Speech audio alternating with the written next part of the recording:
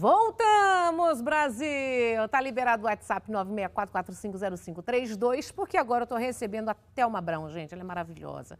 Uma dessas mentes brilhantes, sabe essas mulheres maravilhosas? Neurocientista e desenvolvimento infantil, esse é o foco, o trabalho. Mora nos Estados Unidos há muitos anos, faz um trabalho belo lá também. Bem-vinda! Obrigada! Oh, bom te ver, te rever depois de tanto tempo. Prazer é meu, sempre um prazer estar aqui. E aí, que alegria! Vem como sempre corrida, né? Sempre corrida, mas sempre feliz também, adoro estar por aqui.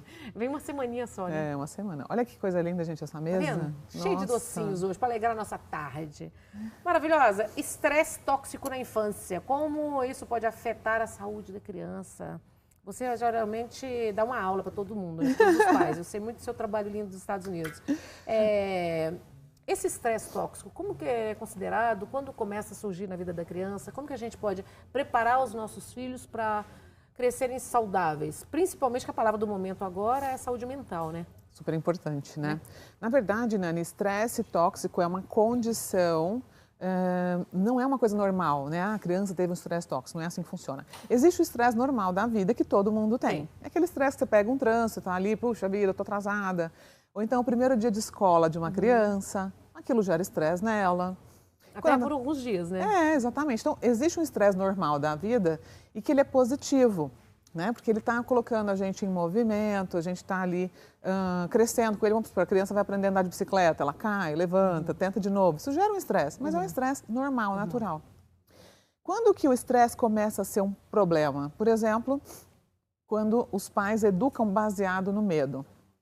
Uma criança pequena, ela não tem condição de lidar com o que ela sente sozinha. Uma educação baseada no medo faz com que essa criança não tenha ninguém para proteger e dar segurança num momento em que ela está chorando, num momento em que ela está frustrada, angustiada. Então, qual o segredo? Porque a gente vê muito isso, a gente depara muito com isso. A criança está em surto, em crise de choro e muitos pais não sabem direitinho como lidar. Mas antes da gente falar sobre isso, acho que é importante eu concluir esse raciocínio do estresse tóxico para as pessoas não acharem, meu filho está chorando, está em estresse tóxico. Não é isso.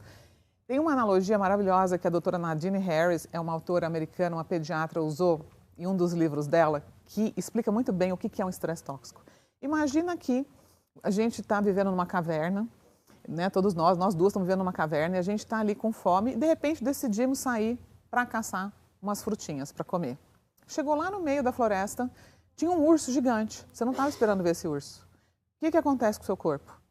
Imediatamente o seu cérebro olha para aquele urso, o seu hipotálamo identifica a ameaça em milésimos de segundo, né? E aí aquele manda um aviso para a nossa glândula aqui atrás, em cima dos rins, ela começa a produzir cortisol, hormônios do estresse, adrenalina, noradrenalina. Em milésimos de segundo você vai sair o quê? Correndo, igual uma louca. Você não vai ficar ali pensando, ai gente, será que eu faço?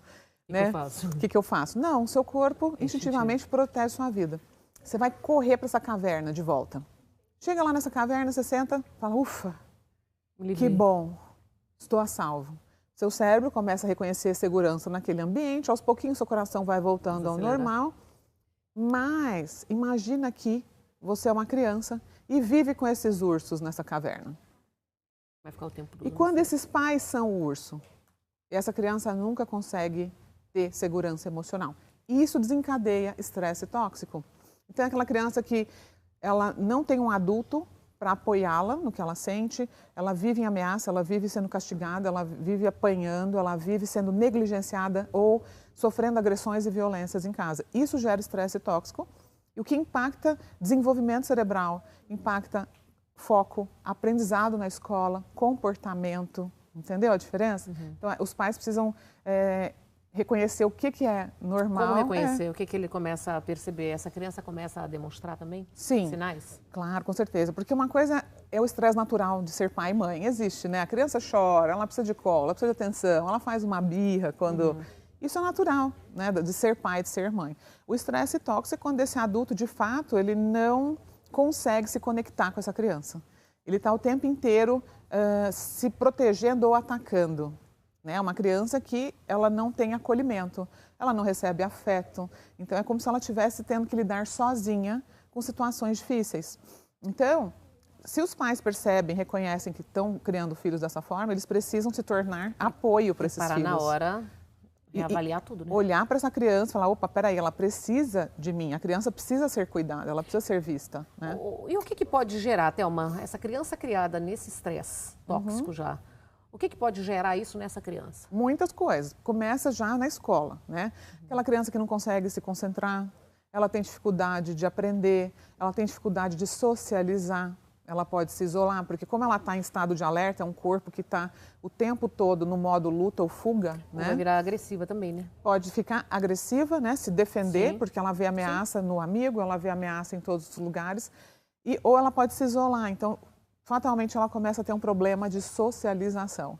E pode ser aquela criança que vai ser expulsa da escola, que não vai ser bem compreendida, né? Os professores olham e falam, nossa, que criança mal criada, que criança levada. E tem que olhar, poxa, como que está o ambiente em casa? Será que essa criança não está sendo agredida? Não está sendo, né, violentada de inúmeras formas? Porque a gente sabe também que a violência não é apenas física. Sim, é verbal. A verbal, né, emocional. A negligência emocional também causa danos, que é aquele fato, assim, aquele pai, aquela mãe que não considera nunca, né? Nunca dá um colo, nunca quer entender a criança, nunca acolhe. A criança, ela cresce tendo que cuidar de si mesma. E aí, esse é um problema grave, né? Sim. E o que eu estava falando das crianças que choram, porque tem muita criança que está o tempo todo. Isso é uma forma de manifestar, de repente, de colocar para fora? Não, a gente não pode também? afirmar isso, porque a criança pode chorar por inúmeras razões, né, Nani? Então, a gente nasce sem conseguir falar. Então, por muito tempo, o choro vai ser a nossa comunicação. Mas depois de uma certa idade, 7 anos, 6 anos? Aí a gente tem que parar para olhar, né? Como é que está o relacionamento com esse pai, com essa mãe? Né? Como que é a qualidade desse ambiente, dessa família? Esses pais estão emocionalmente disponíveis? Hoje existe também o vício em telas, né? A criança fica o dia inteiro ali no celular. E aí? Como que está isso? É um outro hoje, problema. Depois dessa né? pandemia, que ainda, para mim, né, ainda a gente está nessa coisa ruim ainda de pandemia, tá muitos adolescentes, muitas crianças, muita gente com né, síndrome, com ansiedade, com depressão. E as crianças também, né? E parece que criou essa fuga tudo na internet. E ficou, todo mundo está meio uma dependência. São vários fatores, né? A tecnologia, difícil, tudo é tecnologia, veio para agora. ficar, exatamente. E a gente sabe que, bom, nós somos uma espécie, né, de mamífero, nós precisamos socializar. A gente não nasceu para ficar olhando para uma tela. Não, né? A gente precisa olhar nos olhos, precisa de toque, a gente precisa conversar, né? Inclusive, existe hoje uma epidemia de atraso de fala por abuso de telas de crianças aí, bebês, né? Então, a gente sabe... Sabe mexer no celular, mas não está sabendo o resto. É porque a criança, até os 2 anos, ela precisa olhar para o rosto do papai e da mamãe, né? O papai e a mamãe tem que conversar com ela, ela vai aprendendo a falar, olhando para os seus olhos, ouvindo o que você tem a dizer. E esse estímulo está cada dia menor. Porque o pai e a mãe acabam falando, já toma entrega o celular para poder ficar tranquilo. Deixa a criança quieta, não consigo estar disponível para essa criança, seja por excesso de trabalho, seja porque não tem paciência, ou seja até porque esse pai e essa mãe também estão viciados no celular e não querem deixar o telefone para estar com essa criança, ou não querem deixar o trabalho. São inúmeras as razões, né? De repente a pessoa realmente não tem tempo, o que pode acontecer, mas é necessário que os pais tomem consciência da importância de dedicar um tempo para o filho. Esse tempo tem que ser prioridade na vida dessa criança e dessa família, pelo menos uma vez por dia. Assim como o trabalho é prioridade, a família, né, e os filhos também precisam ser. Como você está vendo hoje esses pais que estão fazendo tudo, né? Não estão sabendo dizer mais não para os filhos também. A educação hoje está uma coisa meio falha. Estão jogando muita responsabilidade para as escolas, está deixando muito de estar em casa e as crianças estão muito sem limite. Né? Também aí já é um outro ponto. Pois é, ninguém está sabendo mais falar não. Né? Na verdade, assim, educar dá trabalho, Eu estou perguntando, né? gente, porque essa mulher é um expert quando se trata das crianças, entendeu? Ela faz um trabalho belíssimo nos Estados Unidos, focado muito em criança mesmo, né? Na verdade, eu falo de infância, né? Ajuda muito. É a infância do adulto e, assim, a partir dessa compreensão do que aconteceu com esse adulto, ele consegue se reeducar para melhor educar, né? Todo mundo foi criança um dia. Sim. E a nossa infância impacta a forma com que vemos o mundo, com que a gente se relaciona, a forma com que a gente se comporta, inclusive, né? Então... Você tem que se entender primeiro, conhecer, saber do seu passado, da sua história. Se reeducar para melhor educar, especialmente né, as nossas emoções. Mas essa questão dos limites é importante. O que acontece? Às vezes as pessoas começam a ter contato com uma educação neuroconsciente, com uma educação que considera, né, a nossa biologia, o comportamento infantil, as necessidades emocionais de uma criança, os pais pensam, então quer dizer que agora meu filho vai fazer o que ele quer, não posso mais bater, não posso mais castigar, então e agora? Meu filho manda na casa? Não tem nada a ver com isso, gente. A questão é a gente aprender a colocar limites com respeito. Como é que fala com uma criança, Thelma? Todo mundo tem dúvida, por exemplo. Eu já entrevistei milhões de pessoas aqui e os psicólogos, psicanalistas, né, na área infantil também, pedagogos, eles falam que o segredo você tem que abaixar, ficar da altura da criança, falar olhando nos olhos, porque essa criança não pode ter medo do adulto, né? Ela tem que conversar. Esse é um caminho? Na verdade, a criança tem que confiar nesse adulto, cuidador, né? E o que é confiar? Ela se sentir segura. Fisicamente e emocionalmente. Por quê? O aprendizado está ligado à segurança. O nosso cérebro não aprende no medo. Se você está com medo, vamos supor que tem um ladrão te assaltando, você está com medo do escuro, você não pensa em mais nada. Você só quer resolver aquele problema para se sentir segura, certo? Você quer sair daquela situação. Então, quando a gente sente medo, a gente não aprende. Como que é a melhor forma de se comunicar com uma criança? Dando segurança para ela. Olhando nos olhos dela, ouvindo o que ela tem a dizer, prestar atenção no seu tom de voz. Será que é um tom de voz mandão, autoritário, assustador? Será que é uma expressão facial que passa medo ou que passa segurança? Certo, maravilhosa. Vou deixar você aqui tomando um cafezinho, vou lhe dar um recadinho, já volto. Olha que maravilhosa. Você tá, amiga? Vamos falar um pouquinho mais, amiga? Você é amiga? muito querida, sempre. Você que é uma maravilhosa, Obrigada. Eu sou sua fã, você sabe disso. Como os pais podem evitar esse estresse tóxico, como lidar com as crianças que passaram pelo estresse tóxico, qual o melhor tratamento para começar a dar aquele pontapé inicial? Na verdade, quando a gente identifica, né, que uma criança, quando um terapeuta, um pediatra identifica que uma criança está passando por uma situação de estresse tóxico, a primeira mudança precisa ser no relacionamento com os pais, né? Não adianta a criança ir para uma terapia, não adianta nada se os pais continuam colocando ela num estado de alerta. O ambiente está tóxico, né? Porque isso está ligado ao nosso sistema nervoso, né, Nani? E o sistema nervoso humano, ele é muito sensível ao ambiente, ao olhar, né, a forma. Se eu chego aqui, começo a fazer assim para você, te olhar com aquela cara brava, você vai falar, opa, por que você está olhando feio? Errado, né? Imediatamente você fica preocupada. Criança é a mesma coisa. Então, por isso que é tão importante os pais buscarem conhecimento, sabe, para educar. Primeiro, ele precisa se entender, lidar com o que ele sente. Puxa, por que eu trato meu filho dessa forma? Se eu não tenho habilidades emocionais, se eu tenho dificuldade de lidar com a minha própria raiva, então eu preciso buscar desenvolver a inteligência emocional. O pai também precisa entender que essa criança não tem um cérebro maduro como o dele. Essa criança está em desenvolvimento, ela está aprendendo, e principalmente com o modelo do pai e da mãe, com o relacionamento no dia a dia.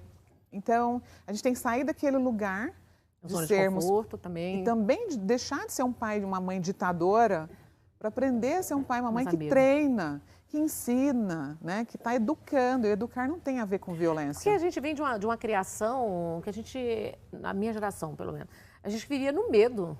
Sim, todos nós viemos gerações assim. Nós somos a primeira geração. Do medo. Agora está libertando. Os nossos filhos já estão diferentes. A gente está tendo acesso a um conhecimento que não existia, né? Eu acho que a maior dificuldade é a gente agora se adaptar, a aprender a pôr esse limite de forma respeitosa. Colocar limites sem ferir, sem agredir, né? E esses pais que não conseguem? Qual é o caminho? Como você Mas por que não orienta? consegue? Por que uma pessoa não conseguiria, às vezes sozinho, né? Não está conseguindo. De repente, eu acredito que... estresse, briga o casal, difícil, pais separados, a criança fica em lares totalmente doentios, né? Onde o pai e a mãe, eles não têm, a gente não tem como só acertar, a gente erra, né? Errar é humano, não existe perfeição. Cada pessoa tem uma história, cada pessoa tem um contexto diferente da outra. Mas eu acredito, de fato, que quando a gente quer fazer algo, a gente encontra maneiras. Você vai ler um livro, você vai, hoje em dia, na internet, inclusive gratuitamente. Mesmo que você não tenha condições de fazer um curso ou comprar um livro, você entra no YouTube, tem informação, você vai no meu Instagram, tem um monte de conteúdo. Você vai no meu YouTube, tem um monte de vídeo. Então, se a pessoa não busca conhecimento, é difícil ter mudança. Não quer, né? É porque ela não quer mudança, não tem como a gente mudar o outro sem mudar a gente primeiro, né? Acho que é entender que a parte mais difícil é aprender a controlar o nosso comportamento. E não controlar o comportamento do filho, é tentar se controlar. A mudança vem da gente, né? Do adulto, né? Do adulto, a mudança tem que vir da gente, né? Exatamente. Então, e os adolescentes, hein? Esses pré-adolescentes também? O meu foco é a infância. Eu falo sempre que a adolescência ela é uma consequência da infância.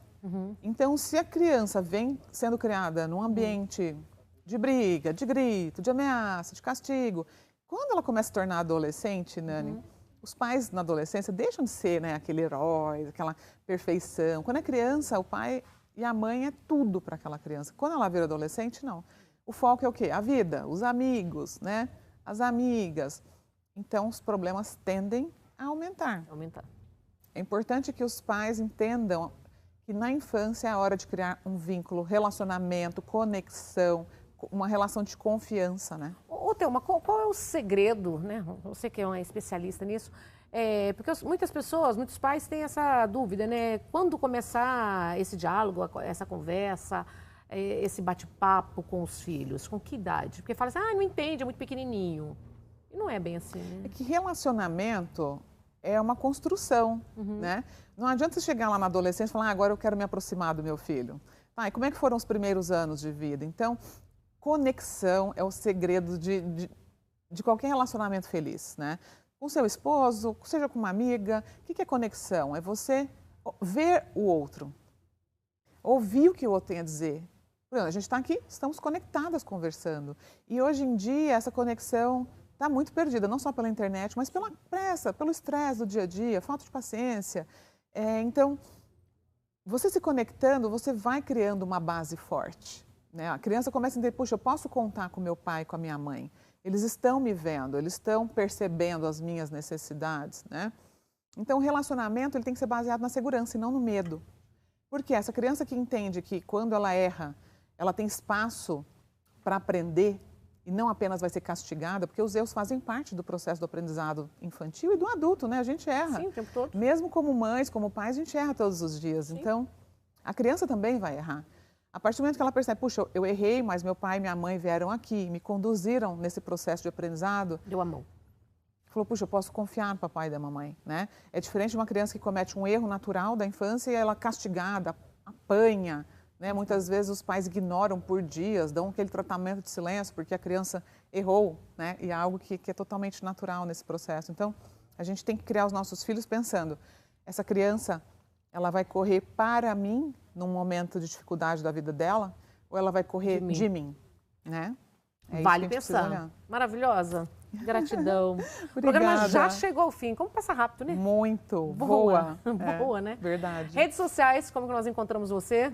Estou lá no Instagram, no Thelma.Abraão, todos os dias com vídeos, com conteúdo gratuito. Conteúdo, gente. Tem os livros também, né? Eu tenho agora já 9 livros publicados na Amazon. Então, abordo várias questões pontuais, como por trás das birras, pais que querem parar de gritar, traumas de infância, brigas entre irmãos. Tem vários livros aí para quem quer começar a buscar conhecimento. Obrigada, viu? Obrigada a você. Obrigada a você. Voltando ao Brasil, pessoal. Estou te esperando. Com certeza. Combinado? Obrigada. Gente, o programa chegou ao fim. Obrigada pelo carinho, obrigada pela companhia. Um beijo no coração e, 3 vezes para vocês o que vocês desejam pra gente. Muita paz e muita luz para todo mundo. Tchau!